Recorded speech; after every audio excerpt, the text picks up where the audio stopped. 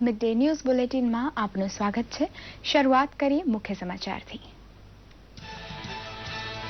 5 દેશનો પવનવેગી પ્રવાસ સફળ બનાવી પ્રધાનમંત્રી મોદીનો કાફલો મેક્સિકોથી નીકળી દિલ્હી પરત ફર્યો। પરમાણુ સામગ્રી પુરવઠાકાર જૂથમાં પ્રવેશ માટે ભારતની દાવેદારીને મેક્સિકોનું મળ્યું સમર્થન।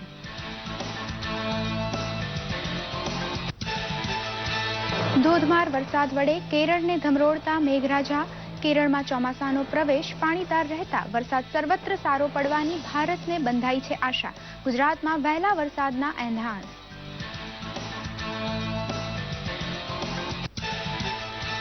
ગુલબર્ગ સોસાયટી હત્યાકાંડ કેસના દોષિતો માટે સજાનું એલાન ફરી એક વખત સોમવાર ઉપર પાછું ઠેલાયું। મહત્તમ સજા કેટલી કરવી તે વિશે બંને પક્ષના વકીલની દલીલ ચાલુ હોવાથી જાહેર થયો નહીં ચુકાદો। જાફરાબાદનો શિયાળ બેટ 11મી જૂનથી વીજળી મળતા પહેલી વખત ઝળહળશે। માછીમાર વસ્તી માટે બરફ, લોટ દળવાની ઘંટી તથા પંખા ઉપલબ્ધ બનતા ટાપુ ઉપર છવાશે આનંદ।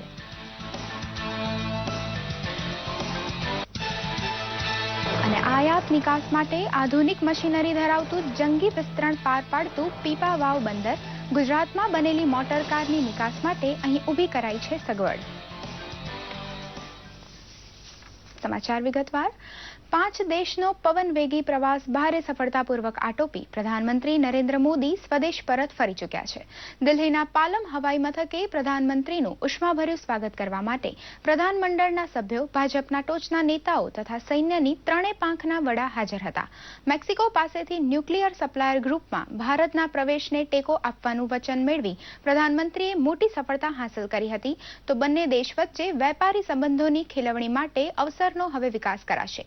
સ્વિટ્ઝરલેન્ડ પાસેથી કાળા નાણાંની માહિતીનો વિનિમય કરવાનું વચન તથા અમેરિકી સંસદને સંબોધન એ બંને ઘટના પ્રધાનમંત્રીની વિદેશ યાત્રાને ઐતિહાસિક બનાવી ગઈ છે। કેરળના દરિયાકાંઠેથી ભારતમાં પ્રવેશેલા વરસાદી વાદળો મન મૂકીને વરસી રહ્યા હોવાથી કેરળના અનેક જિલ્લામાં પહેલા વરસાદે જ અતિવૃષ્ટિની નોબત આવી ગઈ હોવાનું જણાય છે। પવનની ભારે ગતિ સાથેનો વરસાદ અનેક સ્થળોએ જનજીવનમાં વિક્ષેપ ઊભો કરી ચૂક્યો છે તો કોલમ જેવા જિલ્લામાં શાળા કોલેજ બંધ રાખવા પડ્યા તેટલો ભારે વરસાદ નોંધાયો હતો।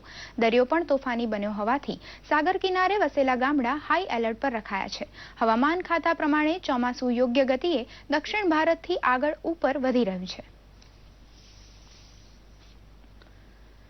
અમદાવાદમાં ગુલબર્ગ સોસાયટી હત્યાકાંડ કેસમાં દોષિત ઠરેલા માટે વિશેષ અદાલત દ્વારા સજાનું એલાન હવે સોમવારે થશે। બંને પક્ષના વકીલોની સજા વિશેની દલીલો લંબાતા કોર્ટે હવે આગામી સુનાવણી સોમવાર સુધી મુલતવી રાખી છે। 2 જૂન બાદ કોર્ટે સજા સંભળાવવા માટે 6 જૂનની તારીખ નક્કી કરી હતી પરંતુ દોષિતને મહત્તમ સજા કેટલી કરવી તેના ઉચિતપણા અંગે દલીલો ચાલી રહી હોવાથી સજાનું એલાન પાછું ઠેલાતું જાય છે।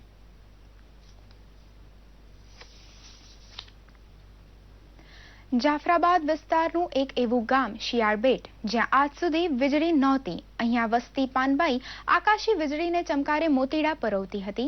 હવે રાજ્ય સરકારના અથાગ પ્રયત્નોથી અંધારા ઉલેચાશે અને અજવાળા બોલાવે છે શિયાળ બેટને। ગુજરાતના મુખ્યમંત્રી આનંદીબેન પટેલના હસ્તે અહીં માત્ર વીજળી જ નહીં પરંતુ માધ્યમિક શાળા, આધુનિક હોસ્પિટલ અને મંદિરનો પણ લોકાર્પણ થશે। વર્ષોના વર્ષથી પ્રાથમિક સુવિધાઓ માટે તરસતું શિયાળ બેટ ઝળહળશે સાથે લોકજીવનમાં પણ તેજનો પુંજ પ્રસરશે। જોઈએ એક અહેવાલ। અફાટ સામુદ્ર ધુની અને ખારા ઉસ પાણી વચ્ચે જીવન જીવતા શિયાળ બેટના રહેવાસીઓ આકાશમાં ઉગતા ચંદ્રમાની સાક્ષીએ શ્વસતા હતા। વીજળીના અભાવે ફાનસિયા યુગમાં જીવન વ્યતીત કરતા લોકો માટે હવે સુખનો સૂરજ ઉગશે।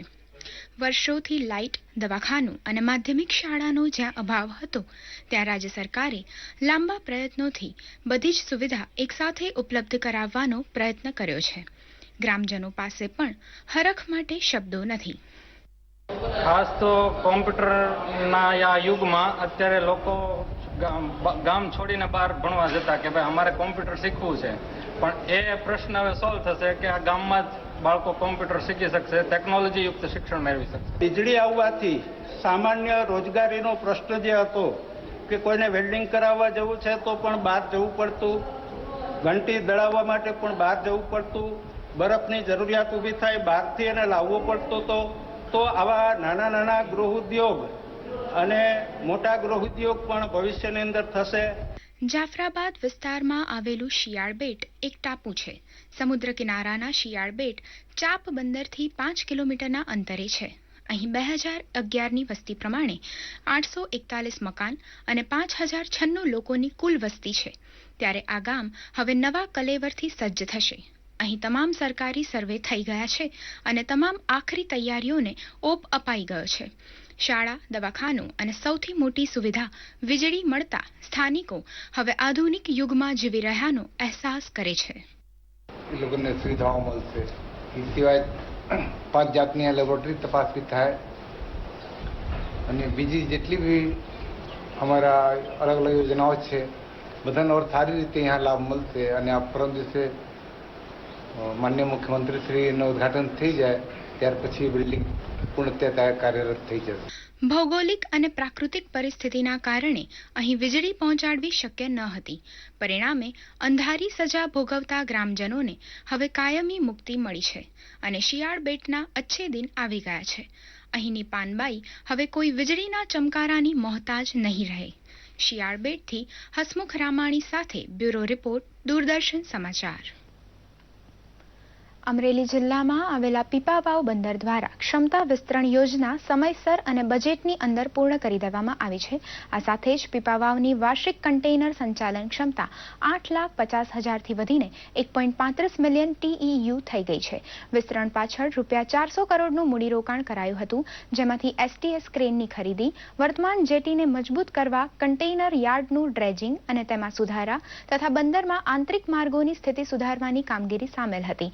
ભારતના ખાનગી ક્ષેત્રના પ્રથમ બંદર એવા પીપાવાવનું 31 માર્ચ 2016 સુધીનું ટર્નઓવર ₹659.96 અને ચોખ્ખો નફો ₹236.66 કરોડ રહ્યો છે. Corporations, Goodyear Maritime Board. Goodyear is a business-oriented state.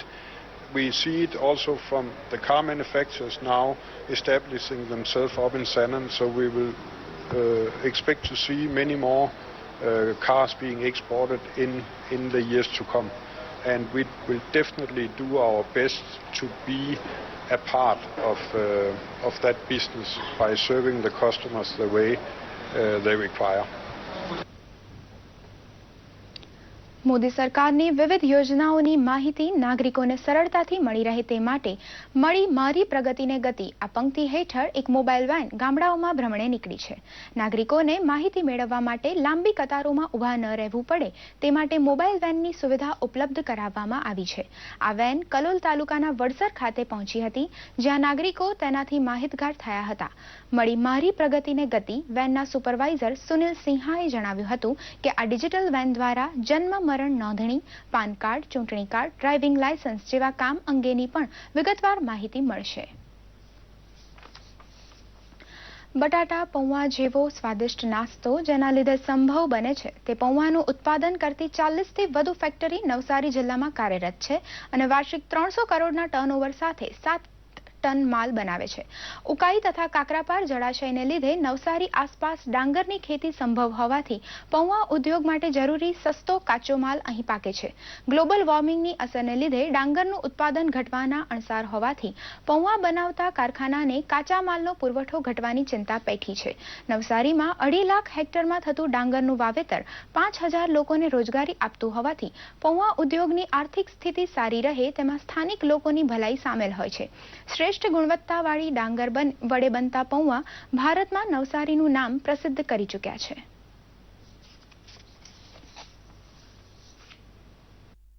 ડાંગરનો જે પાક છે એ પાકનો જે સરેરાશ વાવેતર વિસ્તાર જે છે 70,000 હેક્ટર એ ઘટીને 60,000 હેક્ટર જેટલું વાવેતર આ વર્ષે થયું છે. કેસર કેરી માટે જથ્થાબંધ વેપારનું સૌથી મોટું મથક તલાળા માર્કેટયાર્ડમાં કેરીની હરાજી 11 જૂનના રોજ પૂરી થતા સિઝનનો વિધિવત અંત આવશે. ખેડૂતો અને વેપારીઓ તેમજ માર્કેટયાર્ડને આ વર્ષે 22 વર્ષ બાદ જંગી કમાણી થઈ છે. આ 42 દિવસમાં કરોડોનું ટર્નઓવર થયું છે. આ સિઝનમાં 10 કિલોના કુલ 10,50,000 બોક્સની જંગી આવક થઈ છે. ગત વર્ષે 7,10,000 બોક્સની આવક થઈ હતી. ગત વર્ષે ₹250 પ્રતિ બોક્સના ભાવ સામે આ વર્ષે 280નો ભાવ રહ્યો છે. ત્યારે આ વર્ષે પોષણક્ષમ ભાવો અને કુદરતની મહેરથી સિઝન ખૂબ સારી જતા ખેડૂતો અને વેપારીઓમાં આનંદ જોવા મળી રહ્યો છે.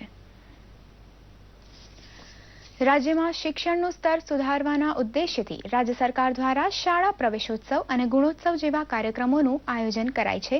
ત્યારે ચાલુ વર્ષે રાજ્યની અનેક શાળાઓમાં વિદ્યાર્થીઓને પ્રવેશ આપી શાળા પ્રવેશોત્સવ અને કન્યા કેળવણી મહોત્સવ ધામધૂમથી ઉજવાઈ રહ્યો છે. જોઈએ એક અહેવાલ. સુરેન્દ્રનગરના લીંબડી તાલુકાની ચોરણિયા પ્રાથમિક શાળા તેમજ રડોલની શ્રી BH ગાર્ડી હાઈસ્કૂલ ખાતે ભાજપ પ્રદેશ પ્રમુખ વિજય રૂપાણીની અધ્યક્ષતામાં કન્યા કેળવણી મહોત્સવ તેમજ શાળા પ્રવેશોત્સવ યોજાયો હતો. પ્રાથમિક શાળામાં કુલ 31, આંગણવાડીમાં કુલ 10 અને માધ્યમિક વિભાગમાં કુલ 68 વિદ્યાર્થીઓને શૈક્ષણિક કિટ્સ આપી શાળા પ્રવેશ કરાવાયો હતો. તો સુરેન્દ્રનગરના મૂળી તાલુકાના કુકડા ગામે આંગણવાડી તેમજ ધોરણ 1ના બાળકોને અમલીકરણ સમિતિના કાર્યવાહક અધ્યક્ષ શ્રી IK જાડેજાના હસ્તે આંગણવાડીના કુલ 11 અને ધોરણ 1માં 19 વિદ્યાર્થીઓને પ્રવેશ અપાયો હતો. મોરબીના વાંકાનેર તાલુકાની ગરીડા પ્રાથમિક શાળામાં ધોરણ 1માં 11 બાળકોને તથા ચંદ્રપુરની મોહમ્મદી લોકશાળામાં ધોરણ 9માં 120 બાળકોને ગૌસેવા વિકાસ બોર્ડના અધ્યક્ષ ડોક્ટર વલ્લભભાઈ કથિરિયા દ્વારા શાળા પ્રવેશ કરાવવામાં આવ્યો હતો. વલસાડના કપરાડા તાલુકાના ઘોટણ અને સુથારપાડા ગામે શાળા પ્રવેશોત્સવ યોજાયો હતો. રાજ્યના આદિજાતિ વિકાસ મંત્રી શ્રી મંગુભાઈ પટેલે કપરાડાની ઘોટણ પ્રાથમિક શાળા ખાતે 35 ભૂલકાઓને, જ્યારે સુથારપાડાની સરકારી માધ્યમિક અને ઉચ્ચતર માધ્યમિક શાળામાં ધોરણ 9માં 64 બાળકોને શાળા પ્રવેશ કરાવ્યો હતો. તો વલસાડની જ ધરમપુર તાલુકાની રાનપાડા પ્રાથમિક શાળામાં વિધાનસભાના નાયબ મુખ્ય દંડક શ્રી RC પટેલે 10 બાળકોને શાળા પ્રવેશ કરાવ્યો હતો. જ્યારે ધરમપુરની આસુરા માધ્યમિક શાળામાં તેમણે ધોરણ 9માં કુલ 315 વિદ્યાર્થીઓને શાળા પ્રવેશ કરાવ્યો હતો. બનાસકાંઠાના ડીસા તાલુકાના ઢેઢાલ ખાતે કલેક્ટર જેનુ દેવનના હસ્તે બાળકોને આંગણવાડી અને પ્રાથમિક શાળામાં પ્રવેશ અપાયા હતા. જ્યારે રામપુરા ખાતે શ્રી KD મહંત હાઈસ્કૂલમાં બાળકોને પ્રવેશ અપાવાયો હતો.